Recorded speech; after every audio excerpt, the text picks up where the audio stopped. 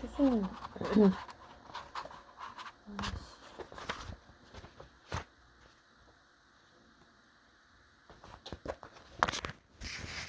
제2장 추수의 준비. 우리는 영적 진리의 본질을 전도 3장 1절 범사의 기한이 있고 천하 만사가 다 때가 있나니 하신 말씀에서 보게 된다. 심을 때가 있고 거둘 때가 있지만 우리가 심을 때를 놓치면 거둘 때가 오지 않는 법이다. 교회가 지녀온 열매만 따려는 근성은 교회로 하여금 심는 때를 많이 지나쳐 버리게 했다. 이 때문에 우리의 추수는 가꾸지 않은 들에서 야생작물을 거두는 것 이상이 되지 못하였다.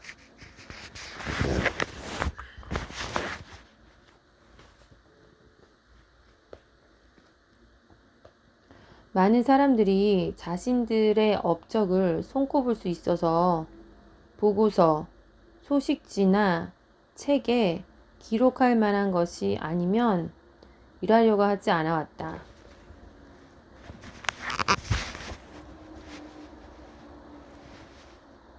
우리는 당장의 결과를 보기 원하고 그렇지 않으면 종종 실패한 것으로 느낀다. 실제로 많은 선교사들이 신속한 업적을 내지 않으면 그들의 후원자들을 잃게 될 것이다.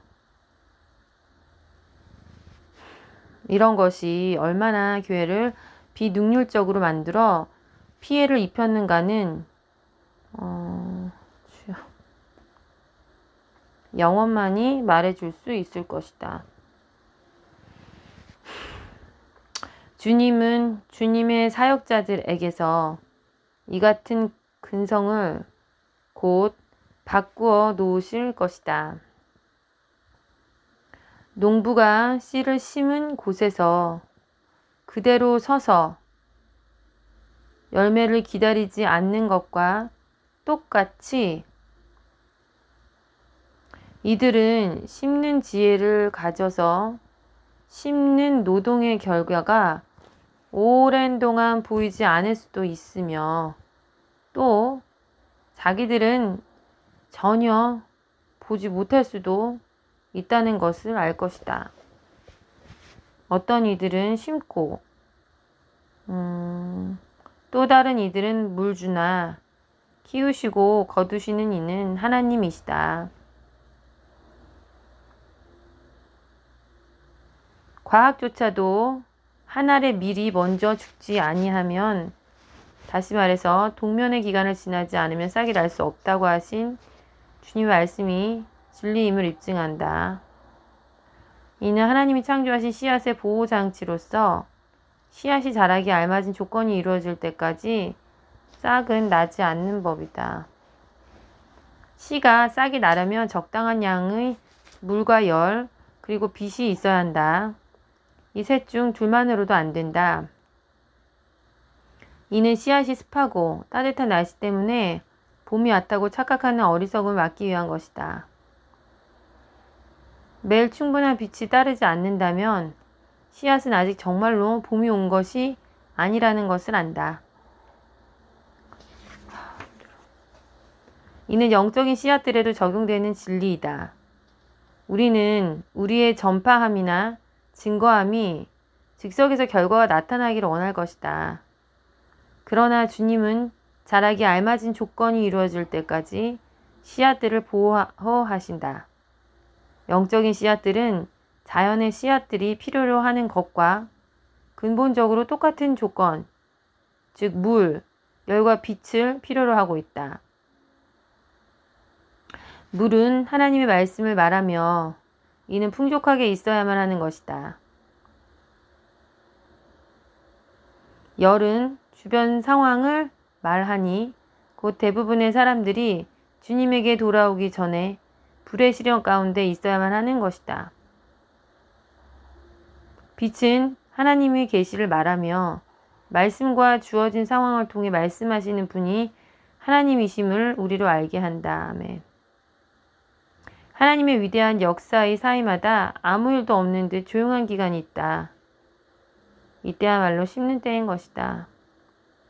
앞서도 말했지만 열매만 따려는 근성 때문에 우리는 심어야 할 계절을 많이 놓쳤다.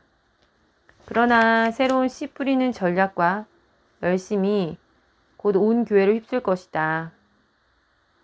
추수를 위해 심고자 하는 이들에게는 이 목적을 위한 지혜와 지식의 말씀이 주어질 것이다. 이 중 대부분의 말씀은 미묘하여 받은 이들이 조용히 의문을 갖게도 될 것이다. 다른 말씀들은 받은 이들을 놀라게 하며 깊이 감동시킬 것이다. 적당한 때 이 두 가지 말씀이 다 끝한 바를 이룰 것이다. 계시적 은사의 사용.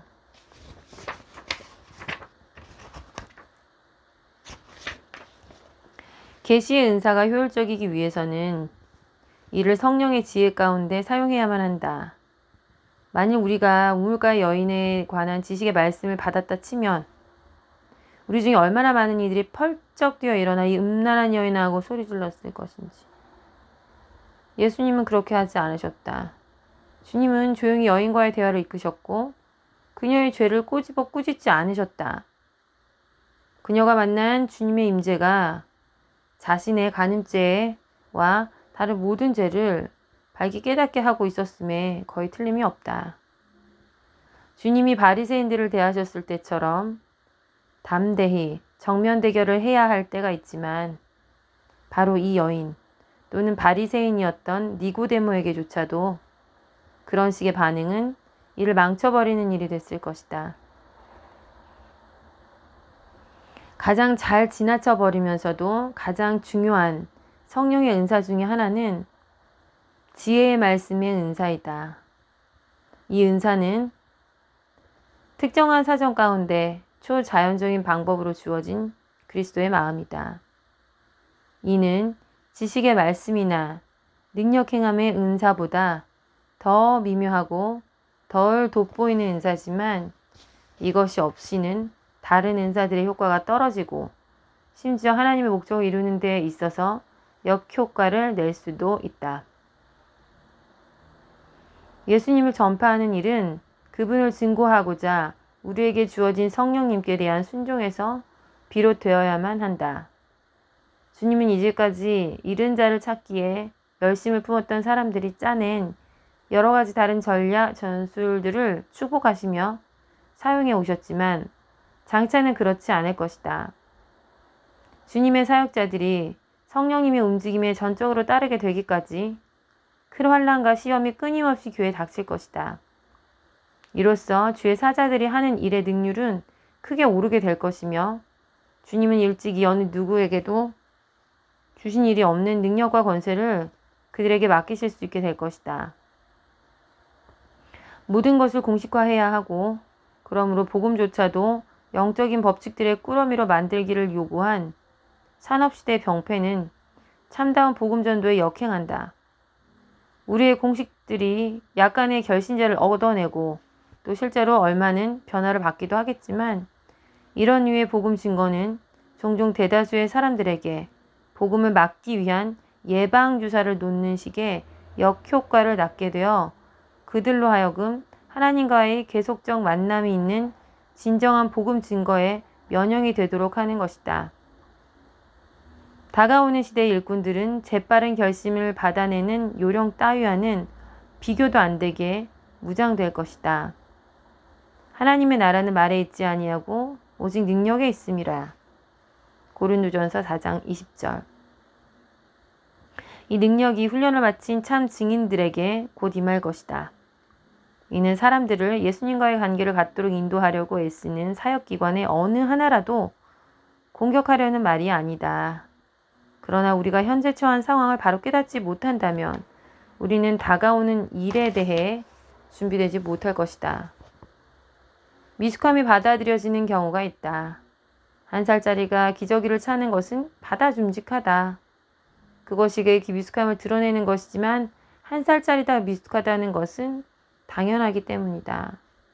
사실 그는 나이에 비해 훨씬 성숙하다고도 할 수 있을 것이다. 아멘.